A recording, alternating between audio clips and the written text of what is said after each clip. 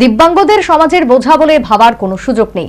দিব্যাঙ্গদের অধিকার তাদের কাছে পৌঁছে দেওয়া সার্বিক কর্তব্য বলে জানালেন মুখ্যমন্ত্রী মানিক সাহা। বিবেকানন্দ ময়দানে দুদিনব্যাপী খেলো ত্রিপুরা রাজ্যভিত্তিক প্যারাগেমসের উদ্বোধন। বুধবার রাজ্যভিত্তিক এই আসরের উদ্বোধন করলেন মুখ্যমন্ত্রী মানিক সাহা। যুব বিষয়ক ও ক্রীড়া দপ্তর এবং সমাজ কল্যাণ ও সমাজ শিক্ষা দপ্তর যৌথভাবে রাজ্যভিত্তিক প্যারাগেমস 2024-এর আয়োজন করেছে। উদ্বোধনী অনুষ্ঠানে মুখ্যমন্ত্রী মানিক সাহা সহ আয়োজক যুব বিষয়ক ও ক্রীড়া এবং সমাজ কল্যাণ ও সমাজ শিক্ষা দপ্তরের মন্ত্রী টিঙ্কু রায়, মেয়র দীপক মজুমদার, অলিম্পিক ভারতের প্রেসিডেন্ট ডক্টর মল্লিকা নাড্ডা, ত্রিপুরা শিশু সুরক্ষা কমিশনের চেয়ারপারসন জয়ন্ত দেববর্মা, সমাজ কল্যাণ ও সমাজ শিক্ষা দপ্তরের সচিব তাপস রায়, যুব বিষয়ক ও ক্রীড়া দপ্তরের অধিকর্তা সত্যব্রত নাথ, সমাজ কল্যাণ ও সমাজ শিক্ষা দপ্তরের অধিকর্তা তপন কুমার দাস উপস্থিত ছিলেন। দিব্যাঙ্গ ছেলেমেয়েদের অনবদ্য সাংস্কৃতিক অনুষ্ঠান উপস্থিত সাধারণের পাশাপাশি অতিথিদের মন কাড়ল।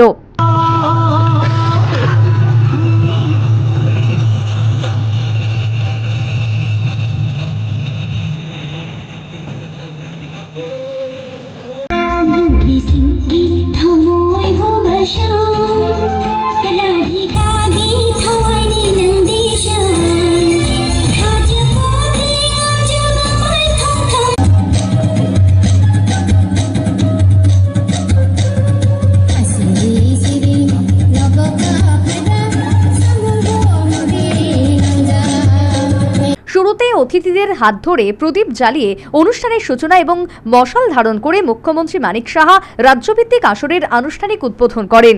দিব্যাঙ্গদের সমাজের বোঝা বলে ভাবার কোনো সুযোগ নেই এবং তাদের অধিকার তাদের কাছে পৌঁছে দেওয়া সার্বিক কর্তব্য বলে উদ্বোধনী অনুষ্ঠানে নিজ ভাষণে জানিয়েছেন মুখ্যমন্ত্রী মানিক সাহা।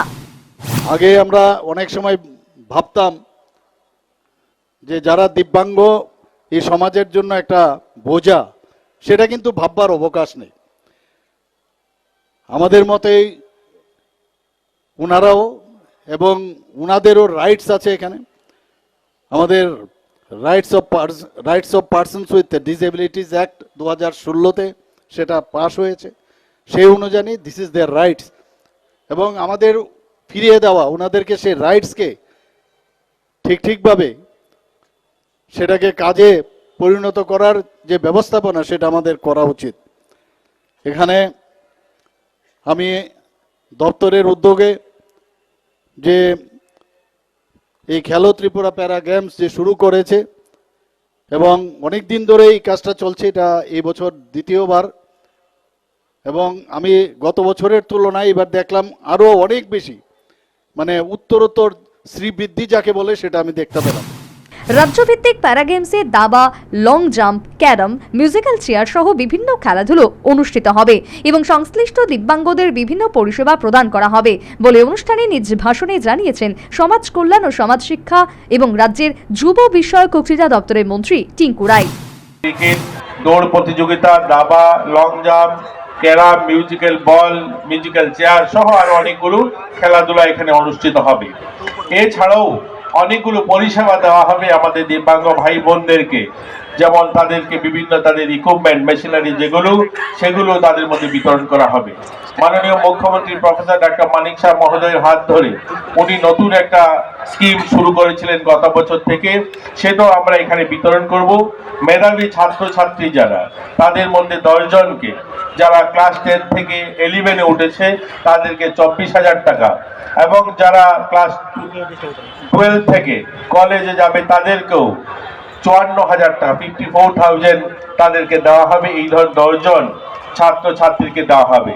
এছাড়াও তিনি শিক্ষা দপ্তরেও এখানে যারা রয়েছেন অভিভাবক মন্ডলী, আপনারা জানলে খুশি হবেন বা আপনারা জেনেছেন যে শিক্ষা দপ্তরে 100 জন যারা টপার মাধ্যমিকে বা উচ্চ মাধ্যমিকে, তাদেরকেও 5,000 টাকা করে প্রতি মাসে দেওয়া হয়ে থাকে, তাদের শিক্ষা ক্ষেত্রে যেন কোনো অসুবিধা না হয়।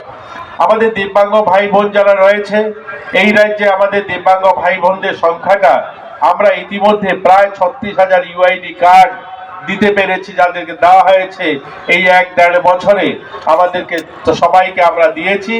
এবং আজকে আমরা বলতে পারি আমাদের এখানে 15,098 জন যারা দিব্যাঙ্গ ভাই বোন রয়েছেন, যারা সামাজিক ভাতা পান।